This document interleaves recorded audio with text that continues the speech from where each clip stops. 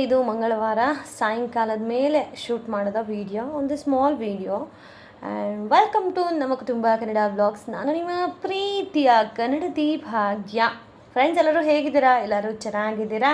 So ಇವತ್ತು ಸಂಡೇನೂ non veg ಏನೂ ತಿಂದಿರಲಿಲ್ಲ, ಅದಕ್ಕೆ ಇನ್ನು ಸೋಮವಾರ ಅಂತೂ ತಿನ್ನೋದಿಲ್ಲ. ಹಾಗಾಗಿ ಮಂಗಳವಾರ ಯಾಕೋ ನನಗೆ ಎಗ್ ಪಪ್ಸ್ ಆದರೂ ತಿನ್ನೋಣ ಅಂತ ಅನ್ನಿಸ್ತು ಅಂತ ಹೇಳಿ ಹಸ್ಬೆಂಡ್ಗೆ ಕಾಲ್ ಮಾಡಿದ್ದೆ. ಸೊ ಬರಬೇಕಾದ್ರೆ ಪಪ್ಸ್ ಎಲ್ಲ ತೊಗೊಂಬಂದಿದ್ರೆ ಅದ್ರ ಜೊತೆಗೆ ಟೀ ಮಾಡ್ಕೊಂಡಿದ್ದೆ. And Tuesday and Monday 2 days ನನಗೆ ವಿಡಿಯೋ ಶೂಟ್ ಮಾಡೋಕ್ಕಾಗಲಿಲ್ಲ, ಬಿಕಾಸ್ ಅವತ್ತು ನನ್ನ ಮಗನಿಗೆ ಸೈನ್ಸು ಮತ್ತು ಮ್ಯಾಥ್ಸ್ ಎಕ್ಸಾಮ್ ಇತ್ತು. ಸೊ ಸೈನ್ಸ್ ಮ್ಯಾಥ್ಸ್ ಅಂದರೆ ಎಷ್ಟು ಕಷ್ಟ ಅಂತ ನಿಮಗೂ ಗೊತ್ತು. ಸೊ ತುಂಬಾ ಒಂದು ರೀತಿ ಸರ್ಕಸ್ ಅಂತ ಹೇಳಬಹುದು. ಅದನ್ನು ಅವನಿಗೆ ಪ್ರಾಕ್ಟೀಸ್ ಮಾಡಿಸಿ ನನಗೆ ವಿಡಿಯೋ ಮಾಡೋಷ್ಟು ಮೂಡು ಅಲ್ಲ, ಪೇಷನ್ಸು ಎರಡೂ ಇರಲಿಲ್ಲ. ಸರಿ ಇನ್ನೇನು ಮಾಡೋದು ಅಂತ ಹೇಳಿ ರಾತ್ರಿ ಊಟಕ್ಕೆ ಅವರೆಕಾಳು, ಇದು ಕೊನೇ ಅವರೆಕಾಳು ಗೈಸ್, ಇನ್ನು ಅವರೆಕಾಯಿ ಸಿಗೋದಿಲ್ಲ. ಸೊ ಅದಕ್ಕೇ ಅವರೆಕಾಯಿ ಹುಳಿ ಮಾಡಿದ್ದೆ. ಅದ್ರ ಜೊತೆಗೆ ಅನ್ನ ಮಾಡ್ಕೊಂಡಿದ್ದೆ, ಬಿಕಾಸ್ ಪರ್ಯಂತ್ಗೆ ನಾನು ಓದಿಸ್ತಾ ಇದ್ದೆ. ನಂಗೆ ಮುದ್ದೆ ಮಾಡೋಷ್ಟು ಟೈಮು ಇರಲಿಲ್ಲ, ಬಿಕಾಸ್ ಮ್ಯಾಥ್ಸ್ ಹೆಂಗೆ ಅಂತ ಅಂದರೆ ನಾವು ಪಕ್ಕನೇ ಕೂತು ಅವರಿಗೆ ಪ್ರಾಕ್ಟೀಸ್ ಮಾಡಿಸ್ಬೇಕಾಗತ್ತೆ. So practice makes more perfect ಅಂತ ಹೇಳ್ತಾರೆ. ನಾವೆಷ್ಟು ಮಕ್ಕಳಿಗೆ ಪ್ರಾಕ್ಟೀಸು, ಈ ಸಬ್ಸ್ಟ್ರಾಕ್ಷನ್ಸ್ ಆಗಿರಲಿ, ಅಡಿಷನ್ನು, ಮಲ್ಟಿಪ್ಲಿಕೇಶನ್, ಇವೆಲ್ಲ ನಾವು ಎಷ್ಟು ಅವ್ರಿಗೆ ಅಭ್ಯಾಸ ಮಾಡಿಸ್ತಾ ಅವ್ರಿಗದು ಬರುತ್ತೆ.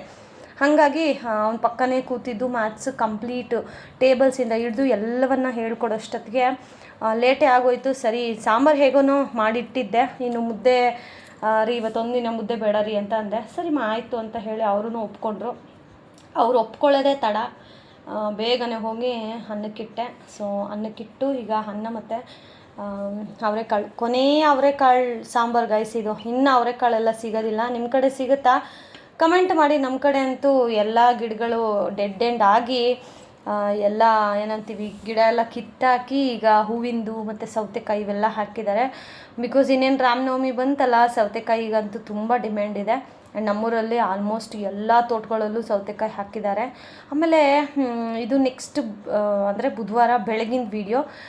ಬೆಳಗ್ಗೆ ಪರ್ಯಂತ್ಗೆ ಅಂತ ಹೇಳಿ ಲಂಚ್ ಬಾಕ್ಸ್ಗೆ ಪೊಂಗಲ್ ಮಾಡಿದ್ದೆ. ನಮ್ಮ ಮನೇಲಿ ಪೊಂಗಲ್ ಮಾಡಿ ತುಂಬ ದಿನ ಆಯ್ತಲ್ಲ, ಏನಂತೀರಾ ಕಮೆಂಟ್ ಮಾಡಿ.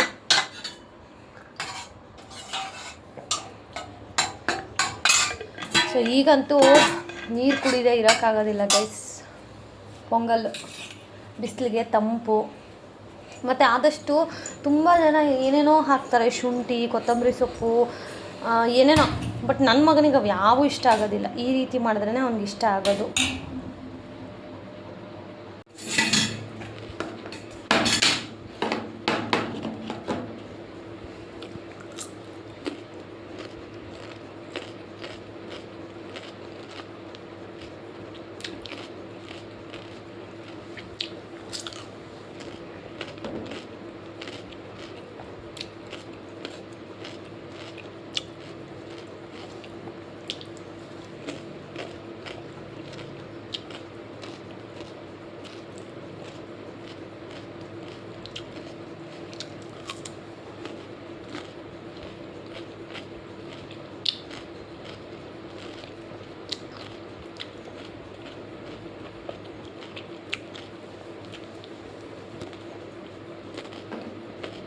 ಇನ್ನು ಊಟ ಎಲ್ಲ ನಾನು ಮಾಡಿ ಅದಾದಮೇಲೆ ದೇವ್ರ ಮನೆ ಕ್ಲೀನ್ ಮಾಡಬೇಕಿತ್ತಲ್ವ, ಯಾಕಂತಂದರೆ ನಾಳೆ ಹಬ್ಬ ಇದೆ.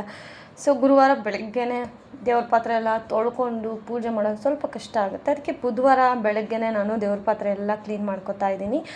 ಆ್ಯಕ್ಚುಲಿ ಕಳಶ ಅಂತಂದರೆ ಸುಮ್ಮನೆ ಅಲ್ಲ ಗೈಸ್. ನಂತರ ಅಂತೂ ನೀವು ಯಾಮರಕ್ಕೆ ಹೋಗಲೇಬೇಡಿ, ಕಳಶ ತಾನೇ ಬಿಡು ಅನ್ನೋ ಥರ. ನೋಡಿ ಎಷ್ಟು ಅರ್ಶಿನ ಇಲ್ಲೆಲ್ಲ ಆಗಿದೆ ಅಂತ. ಇದನ್ನು ನಾನು ಕೊಚ್ಕೊಳ್ಳೋದಕ್ಕೆ ನಿಜವಾಗ್ಲೂ ಹೇಳ್ತಾ ಇಲ್ಲ, ದೇವರ ಸೂಚನೆಗಳು ಅಂತ ಹೇಳಿ ಕರಿತೀವಿ ನಮ್ಮ ಕಡೆ. ಸೊ ಈ ರೀತಿ ದೇವ್ರ ಮನೆಯೆಲ್ಲ ಯಾರೂ ಮುಟ್ಟೋದಿಲ್ಲ. ಓಕೆ, ಪೂಜೆ ಮಾಡಾದಮೇಲೆ ನೋಡಿ ಅಲ್ಲೆಲ್ಲ ಹೇಗೆ ಅರ್ಶಿನ ಎಲ್ಲ ಚೆಲ್ಲಿದೆ ಅಂದರೆ ಅರ್ಥ ಮಾಡ್ಕೊಳ್ಳಿ. ಇದಕ್ಕಿಂತ ಹೆಚ್ಚಿಗೇನು ಹೇಳೋಕ್ಕೆ ಹೋಗೋದಿಲ್ಲ. ಸೊ ಎಲ್ಲ ತೆಗೆದು ನೀಟಾಗಿ ದೇವ್ರ ಫೋಟೋ ಎಲ್ಲ ತೊಳೆದು, ಅದ ದೇವ್ರ ಪಾತ್ರೆನೂ ನೀಟಾಗಿ ಎಲ್ಲ ತೊಳ್ಕೊಂಡು, ಅದಾದಮೇಲೆ ಇದಕ್ಕೆಲ್ಲ ಅರ್ಶಿನ ಕುಂಕುಮ ಇಟ್ಕೊಂಡು ಪರ್ಯಂತ ಸ್ಕೂಲಿಂದ ಬರೋ ಟೈಮ್ಗೆ ಇದು ಮುಗಿಸ್ಬಿಟ್ರೆ ನನಗೆ ಎಕ್ಸಾಮ್ಗೆ ಅವ್ನು ಪ್ರಿಪ್ರೇಷನ್ ಮಾಡೋಕ್ಕೆ ಈಸಿ ಆಗುತ್ತೆ ಅಂತ. ಆ್ಯಕ್ಚುಲಿ ಪಾಪ ಈಗಲೂ ಪರ್ಯಂತ್ಗೆ ಎಕ್ಸಾಮ್ ಪ್ರಿಪ್ರೇಷನ್ಸ್ ಮಾಡಿಸ್ತಾ ಇದ್ದೀನಿ. ಹಬ್ಬದಲ್ಲೂ ಮಗು ಅಷ್ಟೇನು ಎಂಜಾಯ್ ಮಾಡಲಿಲ್ಲ ಅಂತ ಹೇಳ್ಬೋದು, ಬಿಕಾಸ್ ಫ್ರೈಡೇನೂ ಅವನಿಗೆ ಎಕ್ಸಾಮ್ ಇದ್ದಿದ್ದರಿಂದ. ಹಾಗಾಗಿ ಎಕ್ಸಾಮ್ಸ್ ಮೇನ್ ಅಲ್ವಾ. ಆ್ಯಕ್ಚುಲಿ CBSE ಮಾತ್ರ ಡಿಲೇ ಆಗಿದೆ ಎಕ್ಸಾಮ್ಸು. ಇನ್ನು ICIC ಸ್ಟೇಟ್ಗೆಲ್ಲ ಆಲ್ರೆಡಿ ಹಾಲಿಡೇಸ್ ಡಿಕ್ಲೇರ್ ಆಗಿ ಎಲ್ಲ ಮಕ್ಕಳು ಮನೇಲಿದ್ದಾರೆ ಎಕ್ಸೆಪ್ಟ್ CBSE ಮಕ್ಕಳನ್ನ ಬಿಟ್ಟು. ಸೊ ನಿಮ್ಮ ಮನೇಲೂ CBSE ಮಕ್ಕಳು ಎಕ್ಸಾಮ್ ಕಂಪ್ಲೀಟ್ ಆಗಿದೆಯಾ ಇನ್ನೂ ಇಲ್ವಾ, ದಯವಿಟ್ಟು ಕಮೆಂಟ್ ಮಾಡಿ ತಿಳ್ಕೊಳ್ಳೋಣ. ಆಮೇಲೆ ದೇವ್ರ ಫೋಟೋ ಎಲ್ಲ ಈ ರೀತಿ ನೀಟಾಗಿ ಆರ್ಗನೈಸ್ ಮಾಡಿದ್ದೀನಿ. ಈಗ ದೇವ್ರ ಪಾತ್ರೆನ ತೊಳೆಯೋಕೆ ಹೋಗ್ತೀನಿ. ಬಿಕಾಸ್ ದೇವ್ರ ಪಾತ್ರೆ ತೊಳೆಯೋಕ್ಕಿಂತ ಮುಂಚೆ ನನಗೆ ಫೋಟೋಡೆಲ್ಲ ನೀಟಾಗಿ ಡ್ರೈ ಆಗಿಬಿಟ್ರೆ ಈಸಿ ಆಗುತ್ತೆ ಅಂತ ಇವತ್ತು ನಾನು ದೇವ್ರ ಪಾತ್ರೆನ ಮೇಲ್ಗಡೆ ತೊಗೊಂಡೋಗಿ ತೊಳಿತಾ ಇದ್ದೆ. ಬಟ್ ಮೇಲ್ಗಡೆ ಬಿಸಿಲು ನೆನೆಸ್ಕೊಂಡ್ರೆ ಮೇಲ್ಗಡೆ ಹೋಗೋಕ್ಕೆ ಭಯ. ಅದಕ್ಕೇ ಮನೇಲಿರೋ ಪಾತ್ರೆ ಎಲ್ಲ ನೀಟಾಗಿ ತೊಳೆದು ಅದಾದಮೇಲೆ ದೇವ್ರ ಪಾತ್ರೆ ತೊಳ್ಕೊತಾ ಇದ್ದೀನಿ. ಇದನ್ನೆಲ್ಲ ಯಾರು ವೀಡಿಯೋ ಮಾಡ್ತಾರೆ ಗುರು ಅಲ್ವಾ. ಸೊ ನೀಟಾಗಿ ನೋಡಿ ಎಲ್ಲ ತೊಳೆದು ಇದನ್ನೀಗ ಎಲ್ಲ ಒರೆಸಿ ಸೈಡಿಗೆ ಇಟ್ಟಿದ್ದೀನಿ. ಇವಾಗ ಇದಕ್ಕೆ ಅಲಂಕಾರ ಮಾಡೋದಿರೋದು ದೊಡ್ಡ ಟಾಸ್ಕು. ನಾನೇನು ಅಂದ್ಕೊಂಡೆ, ಸರಿ ಇವತ್ತು ಇದೆಲ್ಲ ಅರ್ಶಿನ ಕುಂಕುಮ ಇಟ್ಟು ತೆಗೆದಿಟ್ಬಿಡೋಣ ಅಂತ. ಅಷ್ಟೊತ್ತಿಗೆ ಆಚೆಗಡೆ ಸುಮ್ಮನೆ ಯಾರೋ ಫೋನ್ ಮಾಡಿದ್ರು ಅಂತ ಮಾತಾಡ್ಕೊಂಡು ಹೋದೆ ಗೈಸ್ ನಾನು. ಇಲ್ಲಿ ನೋಡಿ, ಇಲ್ಲಿ ಸ್ನೇಕು ನಿಮಗೆ ಕಾಣಿಸ್ತಾ ಇಲ್ಲ, ಬಟ್ ನಮ್ಗಲ್ಲಿ ನಿಜವಾಗ್ಲೂ ಡೈರೆಕ್ಟಾಗಿ ನೋಡಬೇಕಾದ್ರೆ ಕಾಣಿಸ್ತು. ಆ್ಯಂಡ್ ಸೂಕ್ಷ್ಮವಾಗಿ ನೋಡೋರಿಗೆ ಮಾತ್ರ ಕಾಣಿಸೋದು. ನಿಮಗೂ ಕಾಣಿಸ್ತಾ ಕಮೆಂಟ್ ಮಾಡಿ. ಹಾವು ಬಿಸಿಲುಗಾಲದಲ್ಲಿ ಆ್ಯಕ್ಚುಲಿ ಇದು ಫಸ್ಟ್ನೇ ಹಾವು ಬೇಸಿಗೆಯಲ್ಲಿ ನಾವು ನೋಡಿರ್ತಕ್ಕಂಥದ್ದು. ಇಲ್ಲ ಅಂದಿದ್ರೆ ಈ ಕಡೆ ತುಂಬ ಹಾವುಗಳು ಬರುತ್ತೆ. ಆಮೇಲೆ ಈ ಕಡೆ ಎಲ್ಲ ಮುಂಗ್ಸಿಗಳು ಜಾಸ್ತಿ ಓಡಾಡುತ್ತೆ ಹಾಗಾಗಿ. ಆಮೇಲೆ ಮೇಲ್ಗಡೆಯಿಂದನೇ ನಾನು ಸಂಧ್ಯಾಕ್ಕನ್ನ ಕಿರ್ಚ್ತಾ ಇದ್ದೆ, ಅಕ್ಕ ಹಾವು ಹಾವು ಅಂತ. ಅದಾದಮೇಲೆ ನಮ್ಮ ಯಜಮಾನ್ರು, ನಾನು ವೀಡಿಯೋ ಮಾಡ್ತೀನಿ ನೀನು ಕೆಳಗಡೆ ನೀರು ಹಾಕೋಗು ಅಂತ ಅಂದರೆ ಈ ಕಡೆ ಬರಬಾರ್ದು ಅಂತ ಹೇಳಿ ಓಡೋಗಿ ಅಲ್ಲಿ ನೀರೆಲ್ಲ ಹಾಕಿ ಹೇಗೋ ಅವಾಯ್ಡ್ ಮಾಡಿದ್ವಿ, ಬರಲಿಲ್ಲ. ಆಮೇಲೆ ನೋಡಿ ಇಲ್ಲಿ ಮರ ಇತ್ತು ಗೊತ್ತಾ, ಆ ಮರ ಎಲ್ಲ ಕಿತ್ತಾಕಿದ್ಮೇಲೆ ನೋಡಿ ನೀರು ಹಾಕ್ತಾಯಿದ್ದೀನಿ ನಾನು. ಅಂದರೆ ಈ ಕಡೆ ಮೇಲ್ಗಡೆಗೆ ಬರಬಾರ್ದು ಅಂತ ಹೇಳಿ ನೀರು ಹಾಕಿದ ತಕ್ಷಣವೇ ಅದು ಪ್ಲಾಸ್ಟಿಕ್ ಕವರ್ ಹತ್ರ ಬ್ಲ್ಯಾಕ್ ಕಲರ್ ಕವರ್ ಇದೆಯಲ್ಲ ಅದ್ರ ಒಳಗಡೆ ಹೋಲ್ಗೆ ಹೋಗಿ ಸೇರ್ಕೊಬಿಡ್ತು. ಲಿಟ್ರಲಿ ವರ್ಷದ ಮೊದಲನೇ ಹಾವು ಗೈಸ್. ನೋಡಿ ಖುಷಿ ಪಡಬೇಕಾ ಭಯ ಪಡಬೇಕಾ ಗೊತ್ತಾಗಲಿಲ್ಲ. ಆದರೆ ಇದು ನಾಗರ ಅಲ್ಲ, ಈ ಕಟ್ಟಿಗೆ ಹಾವು ಅಂತ ಕರಿತೀವಲ್ಲ ಆ ಥರ ಹಾವು. ಅದೇನಷ್ಟು ಭಯ ಪಡೋ ವಿಷಯ ಅಲ್ಲ, ಬಟ್ ಸ್ಟಿಲ್ ಮನೆ ಹತ್ರ ಹಾವು ಬಂದರೆ ಭಯ ಆಗೇ ಆಗುತ್ತೆ. ನಮ್ಮ ಕಡೆ ಜಾಸ್ತಿ ನಾಗರ ಹಾವುಗಳು ಜಾಸ್ತಿ. ಚಿಕ್ಕ ಪುಟಾಣಿ ಮರಿಗಳೆಲ್ಲ ಬರ್ತಾಯಿತ್ತು. ಬಟ್ ಇವಾಗ ಅಲ್ಲಿ ಕಾಂಪೌಂಡೆಲ್ಲ ಹಾಕಿರೋದಕ್ಕೆ ನಮ್ಗೆ ಆಲ್ಮೋಸ್ಟ್ ಕಡಿಮೆ ಅಂತ ಹೇಳಬಹುದು. ನಾನಂತೂ ಜೋರಾಗಿ ಕಿರ್ಚಿ ಆಕಾಶ ಭೂಮಿ ಒಂದು ಮಾಡಿಬಿಟ್ಟಿದ್ದೆ ಅಂತ ಹೇಳಿದ್ರೆ ತಪ್ಪಾಗಲ್ಲ. ಫೋನ್ ಮಾತಾಡ್ತಾ ಇದ್ದೋಳು ಫೋನ್ ಕಟ್ ಮಾಡಿ ಓಡೋಗಿ ನೀರು ಹಾಕಿ ಹೆಂಗೋ ಅದು ಬರದೇ ಇರೋ ಥರ ಅವಾಯ್ಡ್ ಮಾಡಿದ್ವಿ. ತುಂಬ ಜನ ಪಾಪ ಹಾವನ್ನ ಸಾಯಿಸೋದೆಲ್ಲ ಮಾಡ್ತಾರೆ. ಇವನ್ ನಮ್ಮ ಯಜಮಾನ್ರು ಹಾಗೆ ಅಂತ ಇದ್ದರು, ಹೊಡಿಬೇಕಿತ್ತು ಅಂತ. ನಾನು ಬೈದೆ, ಹಾಗೆಲ್ಲ ಮಾಡೋಕ್ಕೆ ಹೋಗ್ಬೇಡಿ ಗೈಸ್ ನೀವು. ಗೈಸ್ ನೋಡಿ ನನಗೆ ಹೊಟ್ಟೆ ನೋಯ್ತಾ ಇತ್ತು. ಆ್ಯಕ್ಚುಲಿ ಪೀರಿಯಡ್ಸ್ ಹತ್ರ ಇದಾಯ್ತಾ. ಇವತ್ತು ವೆಡ್ನಸ್ಡೇ, ನಾಳೆ ಹಬ್ಬ ಇರೋದು. ತುಂಬ ಒಂಥರ ಹೊಟ್ಟೆನೆಲ್ಲ ಸಂಕಟ ಥರ ಆಗ್ತಾಯಿತ್ತು. ನನ್ನ ಮಗನ ಕೇಳಿದೆ ನಾನು, ಹೊಟ್ಟೆಲಿ ಯಾಕೋ ಸಂಕಟ ಆಗ್ತಾಯಿದೆ ಕಣೋ ಅಂತ. ಅದಕ್ಕೆ ಅವನು ನೋಡಿ ಸ್ಪ್ರೈಟು ಫ್ರಿಜ್ಜಲ್ಲಿಂದ ಸ್ಪ್ರೈಟ್ ತೊಗೊಂಬಂದು ಅವ್ನ ಕೈಯಲ್ಲಿ ಎಟಕ್ಸೋ ಗ್ಲಾಸು, ಆ್ಯಕ್ಚುಲಿ ಗ್ಲಾಸ್ ಅಲ್ಲ ಬೇರೆ ಗ್ಲಾಸಲ್ಲಿ ಉಯ್ಯೋದು, ಅವ್ನಿಗೆ ಯಾವ್ದು ಸಿಗುತ್ತೋ ಆ ಗ್ಲಾಸ್ ತೊಗೊಂಬಂದು ಅದಕ್ಕೆ ಹುಯ್ದು ಇಲ್ಲಿ ನೋಡಿ ಎಷ್ಟು ಕೇರ್ ಮಾಡ್ತೀಯ ಚಾಮಿ ನೀನು ಮಮ್ಮಿ ಅಂದರೆ. ನೋಡಿ friends, I love my son very much. ನನ್ನ ಹತ್ರ ನೋಡೋಕೆ ಇಷ್ಟಪಡಲ್ಲ ಇವನು. ಅಂದರೂ ಪಾಪ ಹೊಡಿತಾ ಇರ್ತೀನಿ ನಾನು ಹೋಗೋಕ್ಕೆಲ್ಲ ಮಾಡಿಲ್ಲ ಅಂತಂದರೆ.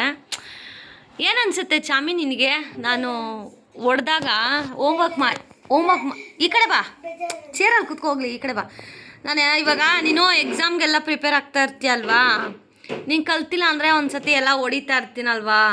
ಓದು, ಎಕ್ಸಾಮ್ ಈ ಕ್ವಶನ್ ಕೊಡ್ತಾರೆ ಅಂತ ಅವಾಗ ನಿನ್ಗೇನು ಅನಿಸುತ್ತೆ? ಕೋಪ ಬರುತ್ತಾ ಮಮ್ಮಿ ಮೇಲೆ? ಬೇಜಾರು ಅಂದರೆ ಹೆಂಗೆ? ಚೆನ್ನಾಗಿ ಓದಿದ್ರೆ ಹೊಡಿತೀನ ಚಾಮಿ? ನಿನಗೆ ಗೊತ್ತು ತಾನೆ ಅದು. ಚೆನ್ನಾಗಿ ಓದಿ ಎಲ್ಲ ನೀನು ಹೇಳ್ದಾಗ ಯಾವತ್ತನ ಹೊಡೆದಿದ್ದೀನಾ?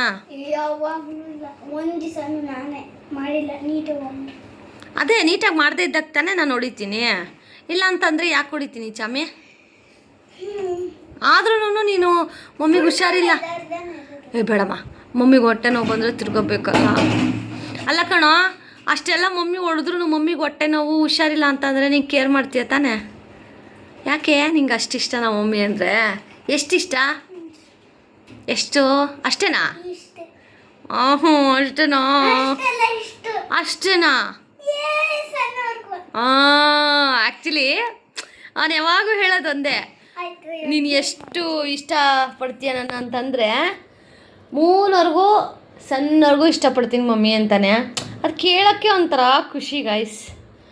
ನನಗೆ ಆ್ಯಕ್ಚುಲಿ ಲಾಸ್ಟ್ ಮಂತು 23rd ನನ್ನ ಪೀರಿಯಡ್ ಆಗಿದ್ದು. ಪೀರಿಯಡ್ ಅಂದರೆ 3 days ಬಿಫೋರ್ ಆಗಿಬಿಡ್ತೀನಿ ನಾನು. ಸೊ ಮೇ ಬಿ ನನಗೆ 20th ಅಂತ ಅನಿಸುತ್ತೆ, ಬಟ್ ಗೊತ್ತಿಲ್ಲ 19 ಆಗಿಬಿಟ್ರೆ ಹೆಂಗಪ್ಪ ಅಂತ. ಸೊ ಆ ಬೈಕ್ಗೆ ದೇವ್ರ ಹತ್ರ ಬೇಡ್ಕೊತಾ ಇದ್ದೀನಿ, ನಾಳೆ ಪೂಜೆ ಮಾಡೋವರೆಗೂ ಆಗದೆ ಇದ್ದರೆ ಸಾಕು. ಯುಗಾದಿ ವರ್ಷದ ಮೊದಲನೇ ಹಬ್ಬ, ಖುಷಿಯಾಗಿ ಸೆಲೆಬ್ರೇಟ್ ಮಾಡೋಣ ಅಂತ. ಸೊ ನೋಡೋಣ. ಬಟ್ ತುಂಬ ಹೊಟ್ಟೆ ನೋಯ್ತಾ ಇದೆ, ಇವತ್ತೇ ಆಗ್ಬಿಡ್ತೀನಿ ಅನ್ನೋ ಭಯನೂ ಇದೆ. ಎಲ್ಲ ದೇವರು ಪಾದಕ್ಕೆ ಹಾಕೋದಷ್ಟೇನೆ. ಸೊ ಫಸ್ಟ್ ಇದು ಕುಡಿಬೇಕಂತ ನನ್ನ ಮಗ ಸೈಗೆ ಮಾಡ್ತಾ ಇದ್ದಾನೆ, ಮಮ್ಮಿ ಕುಡಿ ಫಸ್ಟ್, ಅದು ಹೋಗುತ್ತೆ ಗಾಳಿ ಎಲ್ಲ ಅಂತ. So okay. ಇನ್ನು ಪಾಪ ನಮ್ಮ ಯಜಮಾನ್ರು ನನ್ನ ಕಷ್ಟ ನೋಡಲಾರ್ದೆ ಏನು ಬೇಕು ಹೇಳು ಅಂತ ಅಂದರು. ನಾನು ಏನೂ ಕೇಳಲಿಲ್ಲ. ಪಾಪ ಅವರೇನೆ ಪಾನಿಪುರಿ ತೊಗೊಂಬಂದಿದ್ರು, ಜಾಸ್ತಿ ಇಲ್ಲ, 1 ಪ್ಲೇಟ್ ಅಷ್ಟೇ. ಬಿಕಾಸ್ ನಮ್ಮ ಮನೇಲಿ ಯಾರೂ ಅಷ್ಟು ಇಷ್ಟಪಟ್ಟು ತಿನ್ನಲ್ಲ, ಏನೋ ಆಸೆಗೆ ಒಂದೊಂದು 2 ತುತ್ತು ತೊಗೋಬೋದು ಅಷ್ಟೇ, 1-2 ಸ್ಪೂನು ತಂದಿದ್ರು. ಆಮೇಲೆ ದೇವ್ರ ಪಾತ್ರೆಗೆಲ್ಲ ಅರ್ಶಿನ ಕುಂಕುಮ ಇವತ್ತಿಡೋದು ಬೇಡ, ಬೆಳಗ್ಗೆ ಹಬ್ಬ ಅಲ್ವಾ, ಹಬ್ಬದ ದಿನವೇ ಸ್ವಲ್ಪ ಬೇಗ ಎದ್ದು ಮಾಡ್ಕೊಳ್ಳೋಣ ಅಂತ ಹೇಳಿ ದೇವ್ರ ಪಾತ್ರೆ ಎಲ್ಲ ತೊಳೆದು ನೀಟಾಗಿ ದೇವ್ರ ಮನೆ ಒಳಗಡೆ ಜೋಡಿಸಿ ನೀಟಾಗಿ ತೆಗೆದಿಟ್ಟೆ. ಸೊ ಇನ್ನು ಬೆಳಗ್ಗೆ ಹಬ್ಬದ ದಿನ ಅಲ್ವಾ, ನೀಟಾಗಿ ಸ್ವಲ್ಪ ಬೇಗ ಎದ್ದು ಎಣ್ಣೆ ಹಾಕಿ ಎಣ್ಣೆ ಸ್ನಾನ ಮಾಡಿಕೊಂಡು ಅದಾದಮೇಲೆ ಬಾಗಿಲು ಅರ್ಶಿನ ಕುಂಕುಮ ಇಡೋದಾಗಿರಲಿ, ದೇವ್ರ ಮನೆ ಅಲಂಕಾರ ಮಾಡಿ ಪೂಜೆ ಮಾಡೋದಾಗಿರಲಿ, ಅದೆಲ್ಲ ಮಾಡ್ಕೊಳ್ಳೋಣ ಅಂತ ಖಂಡಿತವಾಗ್ಲೂ ನಾಳೆ ವೀಡಿಯೋದಲ್ಲಿ ಅದನ್ನು ಅಪ್ಲೋಡ್ ಮಾಡ್ತೀನಿ. ಆ್ಯಂಡ್ ಗೈಸ್, ಕೊನೆಯದಾಗಿ ಒಂದು ಮಾತು ಹೇಳ್ತೀನಿ. ಹೆಣ್ಮಕ್ಳು, ಎಕ್ಸಾಂಪಲ್ ಮನೇಲಿರುವಂತಹ ಹೆಣ್ಮಕ್ಳನ್ನು ಗಂಡು ಮಕ್ಕಳು ತುಂಬ ಸೀರಿಯಸ್ಸಾಗಿ ಅಲ್ಲದೆ ಇದ್ದರು ತುಂಬ ಒಂದು ರೀತಿ ಏನೋ ಕೇರ್ಲೆಸ್ಸಾಗಿ ಮಾತಾಡೋದು, ದಯವಿಟ್ಟು ಆ ಥರ ಮಾಡೋಕ್ಕೆ ಹೋಗಬೇಡಿ. ಎಷ್ಟೊಂದು ಕಷ್ಟಪಡ್ತಾ ಇರ್ತಾರೆ ಮನೆಯಲ್ಲಿ. ನೀವು ಕೊಡುವಂಥ ಈ ರೀತಿ ಸಣ್ಣ ಪುಟ್ಟ ಸರ್ಪ್ರೈಸ್ಗಳು ಹೆಂಡತಿಗೆ ಎಷ್ಟು ಖುಷಿ ಆಗುತ್ತೆ ಗೊತ್ತಾ. ಆಚೆ ನೀವು ಎಷ್ಟೇ ದುಡಿದು ಟೆನ್ಷನಲ್ಲಿ ಇದ್ರೂ ಹೆಂಡತಿಗೆ ಅಂತ ಹೇಳಿ 10 ನಿಮಿಷ ಆದರೂ ಅವಳಿಗೆ ಕೊಡಿ, ತುಂಬಾ ಹಿಗ್ಗೋಗ್ತಾಳೆ. ಸೊ ನಿಮ್ಮನ್ನು ನಂಬ್ಕೊಂಡು ಬಂದಿರ್ತಾಳೆ. ಸೊ ಅಂಥವರಿಗೆ ಪ್ಲೀಸ್ ರೆಸ್ಪೆಕ್ಟ್ ಕೊಡಿ ಅಂತ ಹೇಳೋಕ್ಕೆ ಇಷ್ಟಪಡ್ತೀನಿ. ನಮ್ಮ ಯಜಮಾನ್ರ ಥರ ನೋಡಿ ಈ ರೀತಿ ಸರ್ಪ್ರೈಸಾಗಿ ಏನಾದರೂ ತೊಗೊಬರ್ತಾಯಿರಿ. ಆ್ಯಂಡ್ ಸಾಯಂಕಾಲ ಮನೆಗೆ ಹೋಗಬೇಕಾದ್ರೆ ಖಂಡಿತವಾಗ್ಲೂ ಬರಿಗೈಯಲ್ಲಿ ಹೋಗಬೇಡಿ, ಏನಾದರೂ ಒಂದು ಚಾಕ್ಲೇಟ್ ಆದರೂ ತೊಗೊಂಡು ಹೋಗಿರಿ ಮಕ್ಕಳಿರೋ ಮನೆಯಲ್ಲಿ. ಸೊ ದಟ್ ಮಕ್ಕಳು ಖುಷಿಯಾಗಿ ನಿಮ್ಮನ್ನು ಸ್ವಾಗತ ಮಾಡ್ತಾರೆ.